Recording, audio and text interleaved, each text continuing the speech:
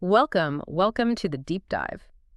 We're about to embark on a truly fascinating journey today, one that might just change how you look at your own belongings. It really might. So let's start with a simple thought experiment. Think about, I don't know, that perfectly imperfect coffee mug you reach for every single morning. We all have one. Or maybe it's the jacket that's, seen you through countless adventures. Or even that old battered toy from childhood.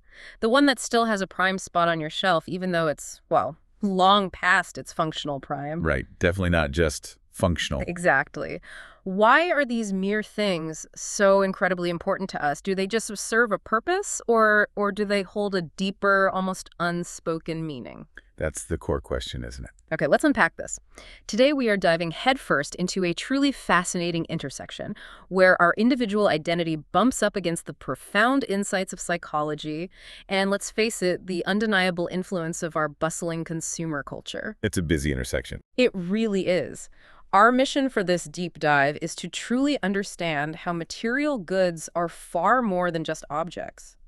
They become integral parts of who we are, actively shaping our self-concept and, believe it or not, our overall well-being. Yeah, our actual happiness levels. And this particular deep dive, we've kind of tailored it for you, especially if you have a background in elementary education and are now finding yourself newly curious about identity and psychology. That connection is really strong. I have a feeling we're going to uncover some surprising truths today that might just change how you look at your own belongings and perhaps even the items your students cherish. What's fascinating here is just how pervasive this influence is. Yeah. And how it stretches across our entire lives. We're not talking about a fleeting trend here. Not at all. This profound connection between our material world and our sense of self, it's present from childhood all the way into adulthood. We'll explore the fundamental why behind this connection. Right. And crucially, what it means for our psychological health and, for the development of self in young people. And where are we getting our info today? Our insights today are primarily drawn from an extensive and incredibly insightful chapter titled Material and Consumer Identities by Helga Dittmar. She's a leading voice in this field. Yeah. It's a truly rich source that lays bare just how deeply intertwined our identities are with the material world around us. That's a powerful premise. So it's not just about owning stuff. Nope. But about what that stuff does for our internal world, right? And how it shapes who we believe ourselves to be. It's almost like our identity has these invisible boundaries that stretch out to encompass our favorite possessions, our car, our home, even the brands we choose. It makes you wonder, is this a conscious decision on our part, or is it something more subtle? That's a great question, and it really sets the stage for our first major area exploration. How the material world around us profoundly influences our very sense of self, often without us even realizing it. So subconscious mostly. Much of it is indeed below the surface, yeah. A result of constant exposure to consumer culture. Okay, yeah. When you stop to think about it, the sheer presence of consumer culture in our daily lives is overwhelming. It's everywhere. Mass media, advertising, they're not just selling products, are they? They're selling what the research calls lifestyle and identity instructions. Identity instructions. I like that framing. Think about it for a second. They're not just saying, buy this soda. They're saying, buy this soda and you'll be cool, popular, and fit in with this aspirational group. Right. Buy the lifestyle. They're telling us how to look, how to act, and implicitly what goods we need to aspire to. It's truly pervasive. Indeed. At its core, modern society operates on a deeply ingrained cultural ideal of the material good life. Ah, the good life. This ideal relentlessly links material goods to success, happiness, a positive identity, and even satisfying relationships. We're constantly shown images where affluence and the right products are equated with a good, fulfilled life. Like that perfect family photo ad. Exactly. Yeah. A gleaming new car, a perfect family in a spotless home, always with the latest gadgets. This isn't just background noise. It's a foundational, often subconscious message that shapes our perceptions from a very young age. And the sheer volume of this message is staggering. Current estimates suggest that individuals in developed societies are exposed to as many as 3,000 advertisements per day. 3,000. That's mind-boggling. It is. Now, you might think, I don't consciously process all of those, and you'd be absolutely right. Of course not. But the continuous exposure, even without explicit awareness, subtly shifts our perceptions of what's normative, desirable, and expected in society. It's like a constant low-level hum that influences our understanding of what a good life looks like. For an educator like you listening, think about how this bombardment shapes the norms your students are growing up with. Absolutely. They're soaking it in. Even without directly teaching it, they're absorbing these lessons about what is valued, what they should strive for, and who they should be based on what they see people owning. This brings us to a crucial historical shift. How material goods became so central to our identity. Traditionally, identity was often constructed through more stable, established anchors. Like what? Things like one's tight-knit community, inherited social class, religious affiliation, or even just family lineage provided a strong, ascribed sense of self. Your identity was largely given to you. Right, by birth or where you lived. Exactly, by your birthright or your social context. But in modern urban environments, particularly over the last few decades, these traditional means of identity construction have, to some extent, eroded. They've become less defining for many people. And this erosion has contributed to what some theorists refer to as an empty self. Empty self. Sounds a bit bleak. It's not that people are literally empty, of course, but rather that identity is less about what is given by birth or tradition. Ascribed identity. And increasingly about what is achieved by the individual.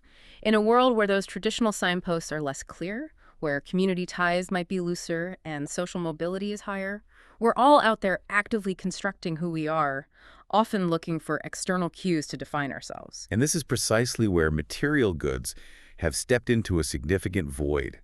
They've become a highly significant element of this achieved identity. Okay, so how do they do that? Well, material possessions can signify social status, allowing individuals to signal their position in society, whether it's through a luxury watch, a designer handbag, or even just the latest smartphone. Showing off, basically. Sometimes, but also just placing yourself. They express unique aspects of a person, letting us convey our individuality and preferences through our clothing, our home decor, or the car we drive. Our personal style. Exactly.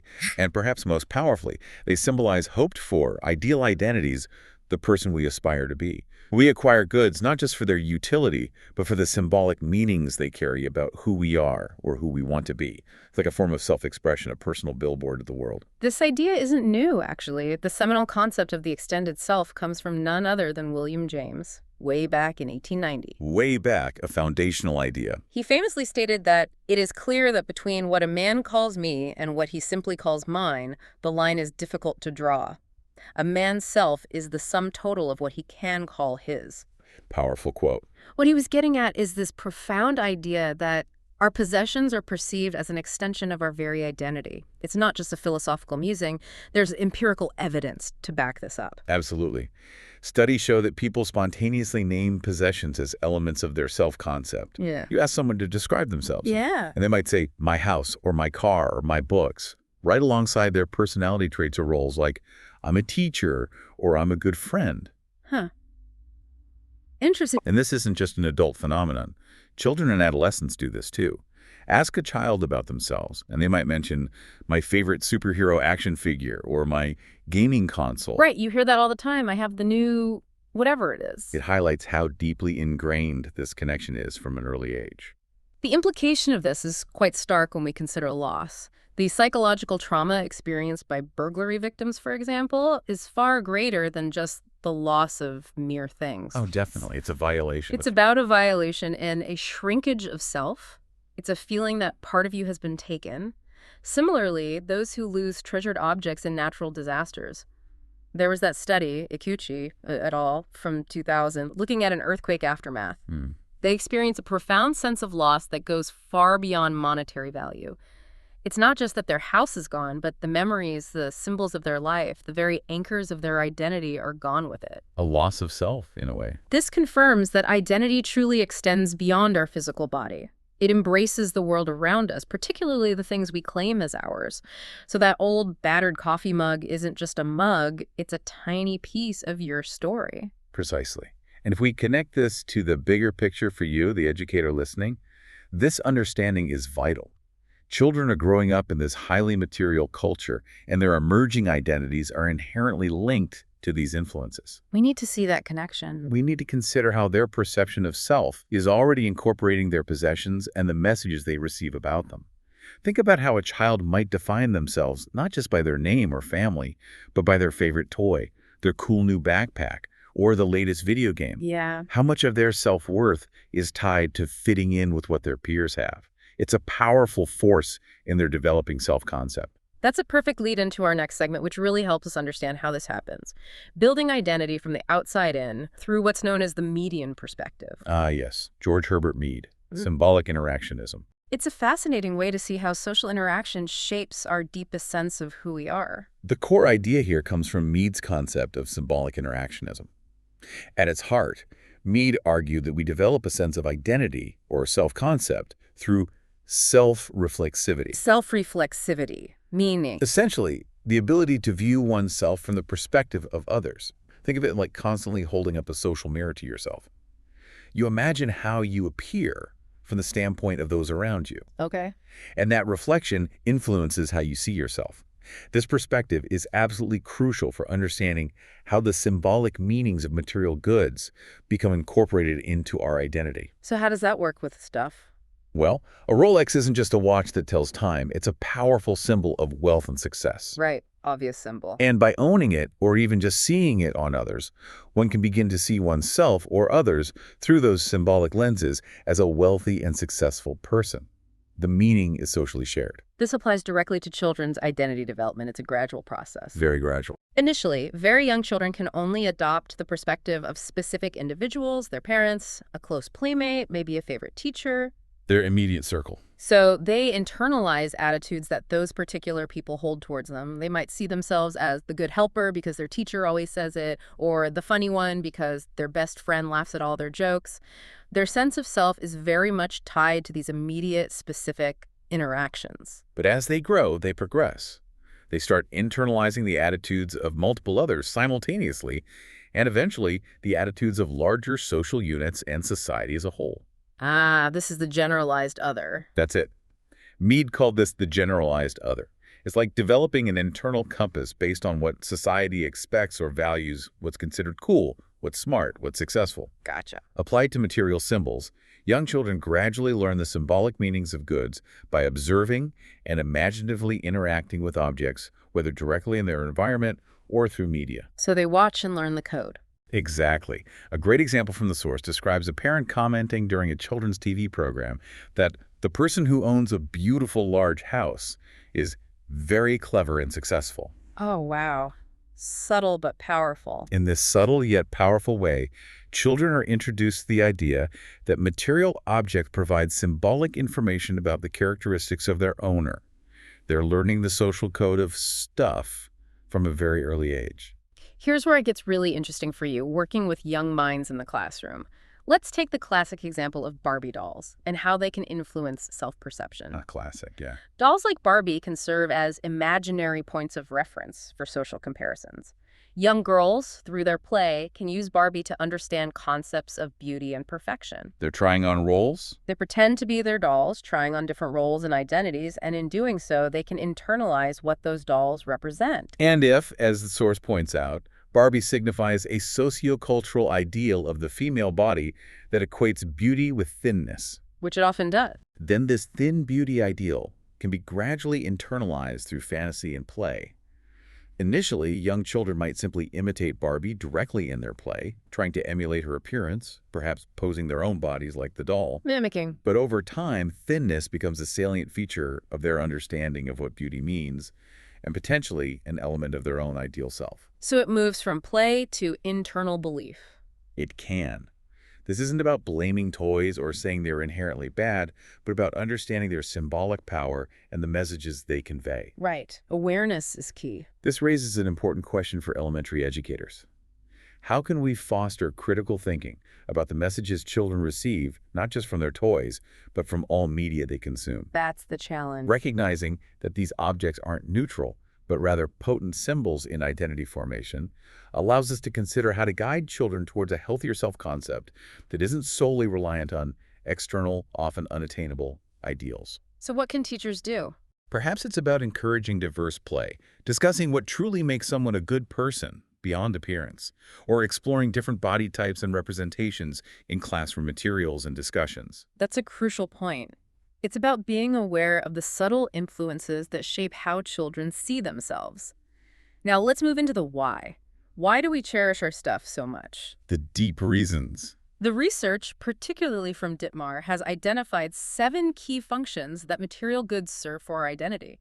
Think of these as the psychological jobs our possessions do for us. This model is based on extensive research, drawing from both deeply personal accounts of why people's favorite possessions are important and studies on why people buy new consumer goods. So both old treasures and new purchases. Exactly. These 7 functions align strongly with core identity motives, explaining why both types of goods play such a significant role in our sense of self. It's a comprehensive framework for understanding this deep connection. All right, function number 1, instruments of control and mastery. This is about how our possessions enable us to do specific activities and enhance our independence, freedom, and autonomy. Think of a laptop computer. It gives you incredible control over information, communication, creative output. Totally. Or for a child, a bicycle offers mastery over movement and a sense of independence, letting them explore beyond their immediate caregivers. That feeling of, I can do this. Precisely. This function closely resembles the self-efficacy identity motive, that fundamental striving to feel competent and capable of influencing our environment, to feel like we have agency. We want to feel effective. There's some compelling research on this. Furby's 1978 cross-cultural study, which looked at individuals in America, Israeli kibbutzim and Israeli cities, suggested a universal affectance motivation. Affectance? Yeah, the idea that the psychological importance of possessions lies in the control they afford over our physical and social environment. It's about feeling effective. Makes sense. Even experimental evidence supports this. Studies on self-completion show that individuals experiencing control deprivation, for instance, being told they failed a task or didn't measure up him, tended to overemphasize the control their possessions gave them. Compensating. Particularly if they had a strong internal locus of control, meaning they generally believe they control their own destiny. This fulfills intrinsic psychological needs for competence and autonomy, as per self-determination theory, contributing positively to our well-being. So feeling in control via our stuff feels good. It highlights how important it is for us to feel capable in our world, and our stuff can help us do that. Imagine how a child feels when they successfully build something with their Lego set that's a direct experience of control and mastery through a material object. Good example. Okay, moving on to function number 2, emotional expression and regulation. The feelings. This is where individuals use material goods to express, regulate, or enhance their mood, find comfort and security, vent frustration, or even escape negative emotional states. Like retail therapy. Well, yeah, that's part of it. But also, think of your favorite cozy blanket when you're feeling down, offering tactile comfort. Or blasting music from your speakers when you're hyped up and need to express that energy. Sometimes, just having a specific item can bring a sense of security, like a child's favorite stuffed animal at bedtime. The security blanket. Literally. Right. Emotional buying motives are a coherent dimension, separate from purely utilitarian ones, reflecting concerns like, I get a real buzz from buying things, or I often buy things because it puts me in a better mood. Is shopping high? While some emotional comfort from treasured possessions can indeed be beneficial, like holding onto a souvenir that brings back happy memories. Yeah, that feels healthy. Using the act of buying new goods for mood regulation, what we often call retail therapy, can have negative consequences. The research shows it can facilitate overspending and is often a feature of dysfunctional consumer behavior. So it's a risky strategy. It's a temporary fix, a fleeting high that quickly fades, often leaving behind debt and deeper emotional issues. Okay, function number 3, expressing actual identity. Showing who you are. Here, material goods symbolize our unique qualities, values, and personal goals, helping us express our personal identity and differentiate ourselves from others.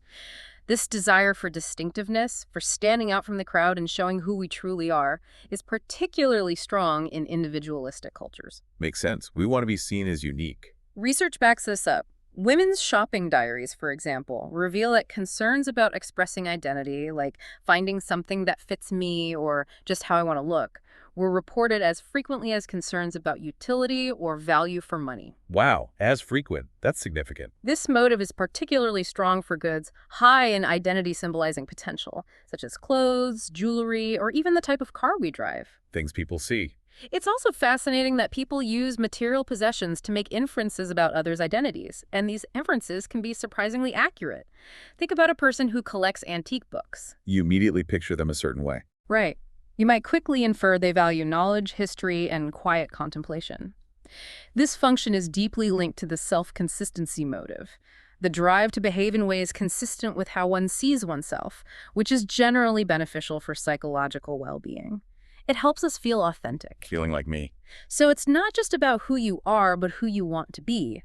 And sometimes that desire manifests in the things we buy, hoping they'll bridge that gap. This is our fourth function, striving for an ideal identity. Ah, the aspirational self. People use material symbols to bolster or enhance aspects of their identity, moving closer to an ideal self and reducing discrepancies between their actual self and their desired ideal identity. This is directly linked to self-esteem and self-enhancement. This concept is beautifully captured by symbolic self-completion theory. Okay, what's that? It proposes that people use material possessions, among other strategies, to compensate for perceived inadequacies in their self-concept. Compensate, like fill a gap. Think of it like this. If you feel like you're not smart enough for a certain career, you might buy expensive pens, a fancy briefcase, or a prestigious-looking watch, not because you absolutely need them, but because they symbolize the smart, successful professional you want to be. Buying the props for the role? You're trying to complete that ideal self with external symbols. A classic study on this involved business students. Those with weaker qualifications, a weak symbolic basis for a business career, displayed more relevant material symbols, like expensive watches or suits, compared to students with better prospects. Oh, really? That's fascinating. This compensatory behavior only holds for those genuinely committed to that identity, but it clearly illustrates how people try to fill gaps in their self-concept through consumption. And for children, how might this look? For children, this could manifest as wanting the specific brand of sneakers that the cool kids wear, hoping it will make them feel more accepted or popular, trying to buy into that ideal cool kid identity. Okay, that makes sense. Function 5. Personal history, identity maintenance, and self-continuity. Holding on to the past. Possessions serve as a symbolic record of our personal history, aiding in maintaining a general sense of identity and integrity over time. Think about family heirlooms, old photo albums, or souvenirs from significant trips. These aren't just objects, they're tangible links to our past. They tell our story. Irving Goffman's classic analyses of self-mortification in institutions like prisons vividly illustrate this. Self-mortification. Stripping individuals of personal belongings, their identity kit, including clothing and makeup, is profoundly humiliating, precisely because it takes away the very basis of their self-identification. It's an attempt to erase their past and their individuality. Taking away who they are. Similarly, research shows that people adjust better to major life transitions, like moving to a nursing home or emigrating to a new country, if they can take their treasured possessions with them. Oh, that's important. These items symbolize life experiences and self-continuity, providing a tangible link to their past self and helping them maintain a sense of who they are through change. They are anchors in a shifting world. Anchors. Good word. Okay, function 6. Symbolic interrelatedness. Connecting with others through stuff. This highlights how material goods become important symbols of our personal relationships with others. Photos, heirlooms passed down through generations, and gifts are prime examples. Things that represent bonds. They represent close ties with friends and family, fulfilling a fundamental human need for belongingness and connection. The act of gift-giving itself can be fascinating from this perspective. It's not just a token of affection. It can transmit an image of the receiver's identity. How so? If you give someone a sleek, black tailored dress versus a flowery cotton dress, you're subtly conveying different ideas about who you see them as, and their acceptance of the gift implies an acceptance of that image. Huh. Never thought of it that way. These objects become powerful carriers of relationship meaning. Think about a child's friendship bracelet. It's a simple string, but it symbolizes a strong bond. Definitely. While this function is clearly beneficial for well-being when genuine, pursuing goods to compensate for unsatisfactory relationships, trying to buy friendship or love, can, unfortunately, be detrimental. Right. Buying connection doesn't work. It's the difference between celebrating connection and trying to purchase it. And finally, our 7th function. Symbols of status, wealth, and group membership. The social signals. Material goods unequivocally signify social status, wealth, and membership in various social categories, groups, or subcultures. Think about certain clothing brands like a designer watch or a specific type of car someone drives. It immediately puts them into a certain perceived group and signals their social standing. This is deeply rooted in concepts like Veblen's work on conspicuous consumption, where people display wealth to signal status. Showing off the money. Status symbols, by their nature, change over time. Once they become too widely adopted by the masses, they lose their exclusiveness.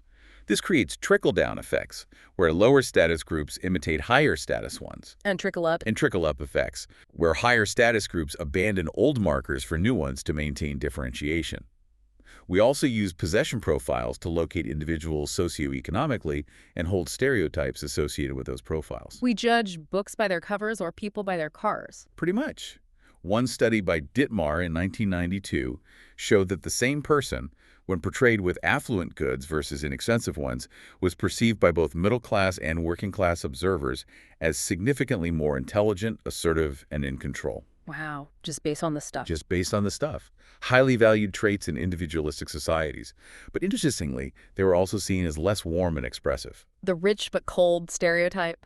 This illustrates the pervasive wealth stereotype. So, the punchline here is, our stuff isn't just about utility, it's a profound language of self. Every object, from your old teddy bear to your new car, is speaking volumes about who you are, who you've been, and who you aspire to be. That's a lot packed into our possessions. If we connect this back to the classroom, you can start to see how rich the symbolic life of children is. Every backpack, every pair of sneakers, every trading card, even every character they draw or identify with. They all mean something. Could be serving multiple identity functions. It's right. not just about what they have, but what those things do for them psychologically. As an educator, observing what children bring to school, what they cherish, or what they aspire to own, can give you significant insight into their self-concept and social aspirations. Like figuring out the why behind the obsession with a certain toy. Exactly. A child fiercely protecting a specific trading card might be asserting control, expressing group membership with other collectors, or striving for an ideal identity of master collector. It's layered. That's incredibly insightful. So this brings us to understanding how who we are through our stuff also varies across different groups. The relative importance of these 7 identity functions isn't static. It shifts across individuals and contexts. That's right. It's not one size fits all. Let's look at lifespan variation. How things change as we age. From infancy to old age, there's a gradual shift in the emphasis on these functions. Infants, for instance, often establish special relationships with transitional objects, those beloved cuddly toys or blankets. Like Linus's blanket. Exactly. These objects are thought to provide emotional comfort and help the child draw a psychological boundary between themselves and the external world, serving as a comfort zone as they explore. Is that universal? While this is common in Western cultures, it's worth noting it isn't culturally universal.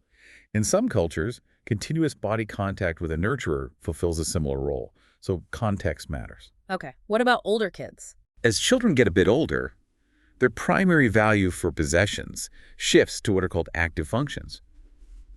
Think about a child and their bike. It's not just a toy. It's an instrument of mastery, a tool for establishing independence and autonomy. Doing things. Or a set of building blocks, enabling them to create and control their environment. They're learning to navigate their world through these objects. Then, adolescence.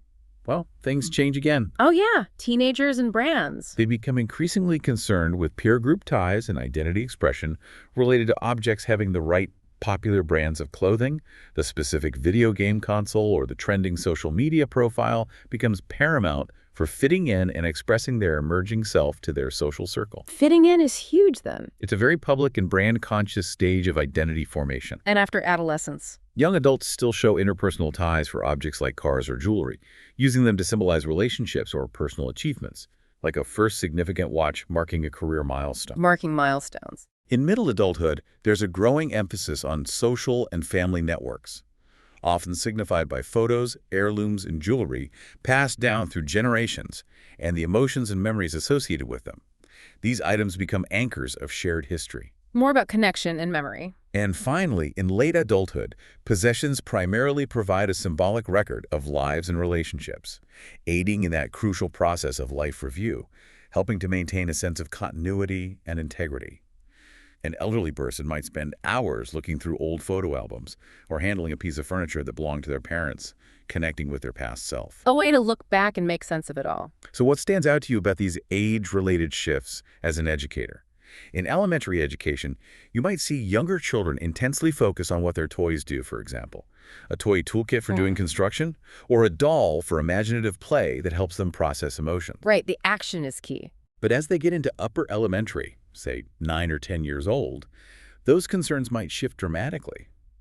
Older elementary students might be more concerned with having the right brand of backpack, the popular sneakers, or specific trading cards to fit in with their friends. The social meaning takes over more. This knowledge can help you understand the underlying motivations behind children's attachments to certain items in the classroom or playground. It's not just about preference, it's about developmental identity tasks, and understanding that can help you tailor your approach to social dynamics. It's a huge difference, isn't it? And these variations extend beyond age to cultural variations. Definitely. Culture plays a big role. In individualist cultures like the US or the UK, where people typically privilege an independent self-control, meaning identity is seen as separate, unique, and defined by personal goals. The focus is on me. Possessions often symbolize personal identity and individual achievement. My car, my house, my success. Conversely, in collectivist cultures, such as Niger or Hong Kong, where identity is defined more through connectedness and group goals. More about we. Possessions may symbolize status within the community, commitment to shared values, or one's role within the family unit. For example, a possession might be valued because it benefits the whole family, or it signifies one's contribution to the community. Different priorities entirely. Research has shown that emotional regulation and unique identity expression were rated as more important identity functions of possessions in individualist cultures, highlighting how cultural values shape our relationship with our material world. So what you value in your stuff depends on where you grew up. A gift from a relative in a collectivist culture might be cherished less for its personal utility and more for its symbolic representation of family ties and respect. The meaning shift. We also see socioeconomic status, SES variations. How does money play into this? Well, for instance, high SES or middle-class individuals tend to be more concerned with possessions as unique symbols of their personal history and long-term self-development. Like investing in experiences or art. Exactly. Objects that signify a narrative of their unique journey and personal growth. Okay. And lower SES. In contrast, low SES or working-class individuals tend to focus more on the functional, active, and emotional uses of objects, often for switching off, escaping, or providing a sense of immediate security. More about immediate needs and comfort. This is often driven by a constant concern for economic and emotional security.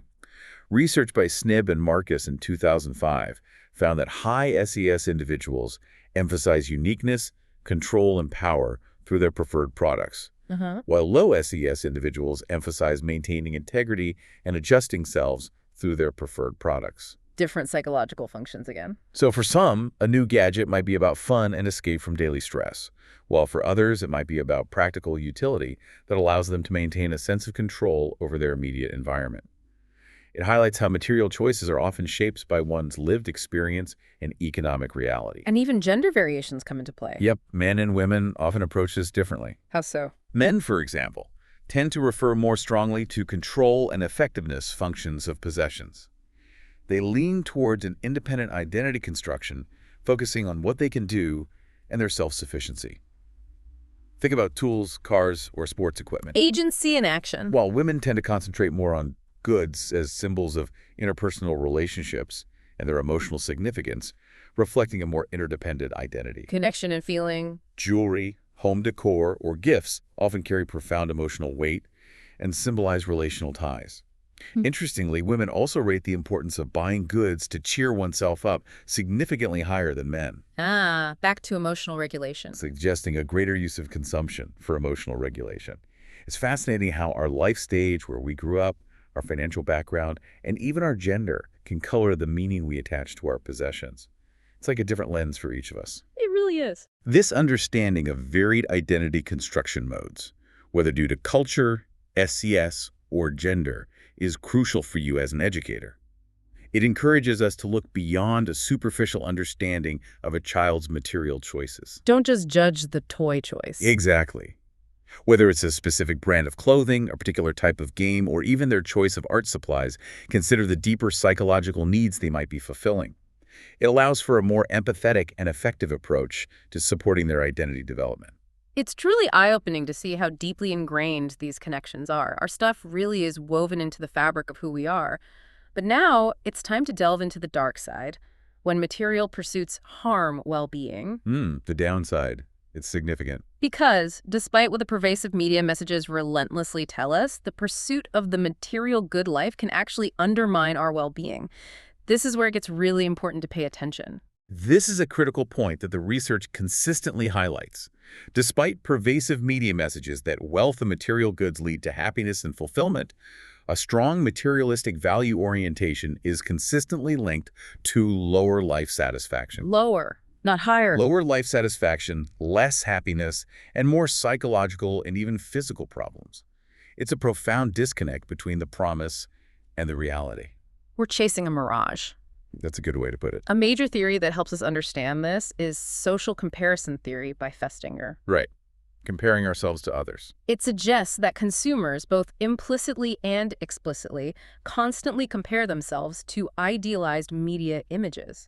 Think about the perfectly curated lives you see on social media, filled with luxury goods, perfect homes, and glamorous experiences. The Instagram effect. Given that the vast majority of individuals inevitably fall short of the material good life typically portrayed in advertising and social media, this constant comparison leads to negative self-evaluation and discontent, especially if they internally value those materialistic qualities. You always come up short. It's a setup for perpetual disappointment.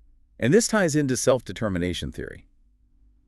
From this perspective, a materialistic orientation is based on extrinsic life goals. Extrinsic meaning? Outside of yourself. Exactly. Goals driven by external factors like approval from others, social status, or external rewards, as opposed to intrinsic goals. Which include things like fostering genuine relationships, engaging in meaningful community involvement, or pursuing personal growth and self-development. Things that come from within. The pursuit of extrinsic goals, like accumulating wealth or possessions, tends to divert time and energy away from these more intrinsically satisfying goals, which are actually more likely to fulfill fundamental psychological needs for relationships, autonomy, and competence. So chasing stuff pulls us away from real happiness. It actively pulls us away from the things that do promote well-being. It's not just that materialism doesn't make us happy. It actively pulls us away from the things that do. And then there's self-discrepancy theory by Higgins. Another important piece. Material culture highlights and even contributes to actual ideal identity deficits. This is the gap between who you are right now and the perfect you dream of being. That gap again. Material culture, unfortunately, loves to highlight this gap and then promises to fill it with a new purchase. Just buy this glamorous outfit and you'll feel more glamorous. The quick fix promise. While this might provide a short-term high, a brief moment of feeling better, the research is clear. It doesn't offer a long-term solution for chronic identity deficits. It's a Band-Aid on a deeper wound. And the wound doesn't heal. And that wound just keeps getting bigger as more and more idealized images are presented. It's important to clarify, though, that the pursuit of money and goods is not necessarily linked to lower well-being in all cases. Oh, when is it okay? For example, pursuing a higher income to provide basic security for your family or to pursue a passion project might not be detrimental. Instead, the motives behind the pursuit are key. It's the why. Exactly. Research has identified specific toxic motives. For instance, wanting affluence to improve positive emotions and lead a happier life, what's called the happier self motive. Okay. Or wanting money to deal with identity deficits and seek better status, the better identity motive. Trying to buy status or fix yourself. These are consistently found to be significant and stronger negative predictors of subjective well-being. It's about why you want what you want. If that why is about fixing an internal problem with external things, it's often a dead end. This leads us to a crucial manifestation of the dark side. Dysfunctional consumer behavior, specifically compulsive buying. A serious issue. This is defined as an irresistible urge to buy, a loss of control over buying, and continued excessive buying despite severe adverse consequences like debt, distress, and impairment in personal, social, or occupational lives. It's more than just a shopping habit, it's an addiction. And it's a growing problem. Estimates are concerning. As many as 500,000 people in the UK, 1 million in Germany, and 15 million in the US may be affected clinically. 15 million in the US. Wow. However, many more suffer from subclinical tendencies. meaning they show problematic habits even if not at a full clinical diagnosis level. So a wider spectrum of problems. If we look at the central identity motives driving this, they are prominently emotional regulation, using buying to relieve anxiety or self-medicate for depression. Trying to buy happiness or calmness. And striving for an ideal identity. They're chasing that feeling of competence or happiness that the product promises, but rarely delivers long-term. The source gives a powerful example of Nancy, a 35-year-old. Tell us about Nancy. She felt an irresistible urge to buy clothes, mainly smart, size 12 clothes, which was the size she desired to be.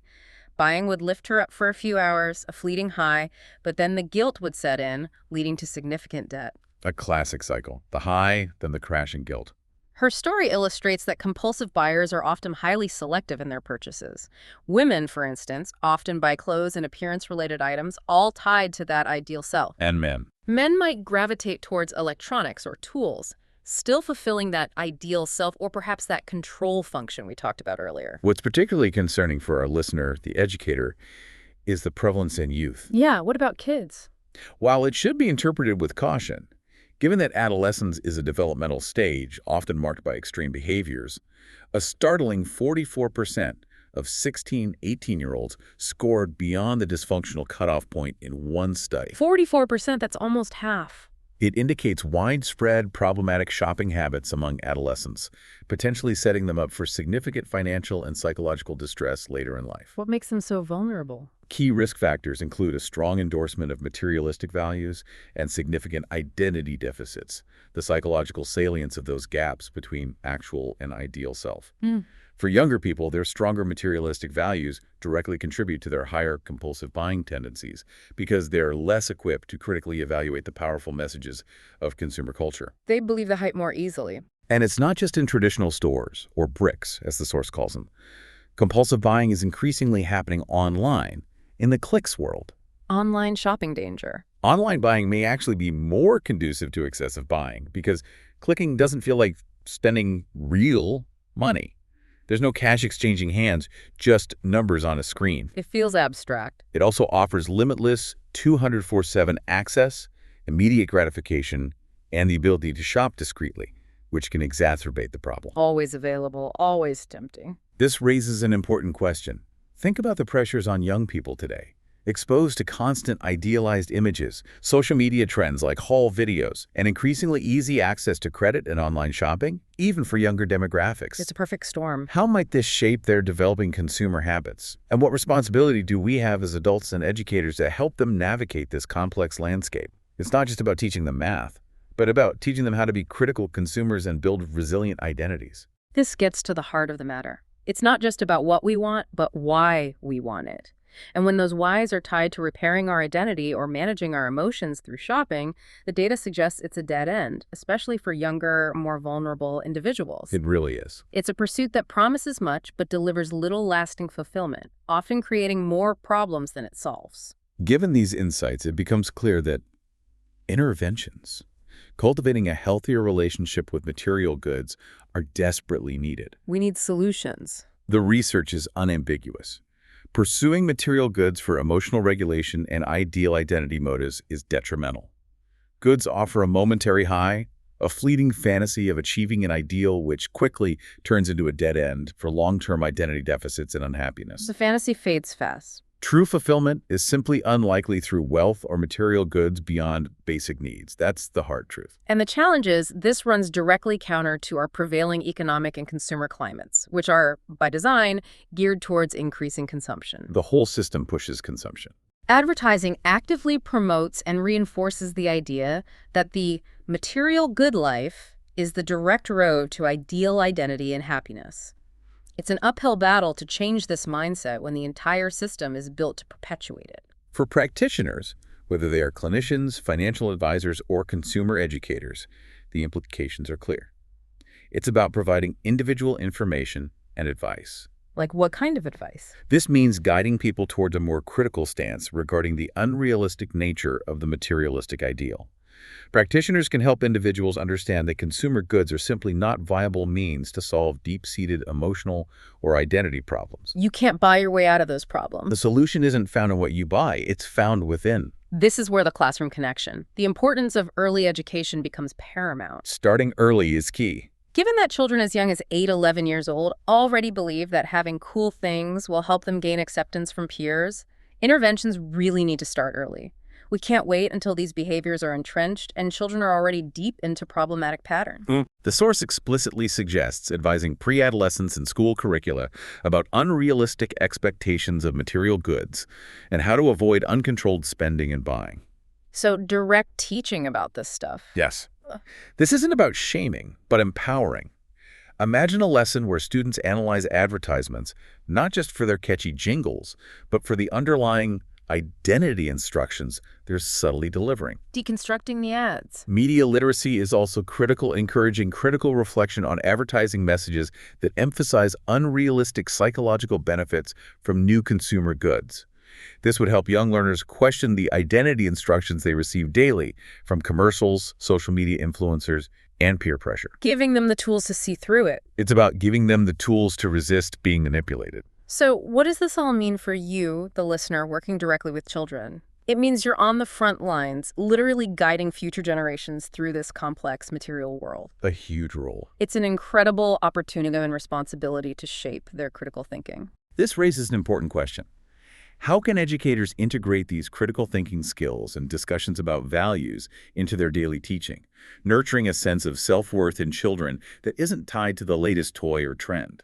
Building that inner value. It's about fostering intrinsic values, shifting focus towards goals that do predict well-being, such as supportive interpersonal relationships, finding satisfaction in their work or play, exploring their passions, and engaging in community involvement. Focusing on what actually matters for happiness. It's about building resilience against the pervasive, often toxic messages of consumer culture, and helping children understand that their value comes from who they are, not what they own. Wow, what a deep dive this has been. Today we've taken a profound journey into the connections between our material possessions and our very sense of self. It's a lot to think about. We've seen how goods can literally extend our identity, how our self-concept develops through those subtle yet powerful symbolic interactions with objects, and the diverse functions our possessions serve, from expressing our unique qualities to signifying our social status.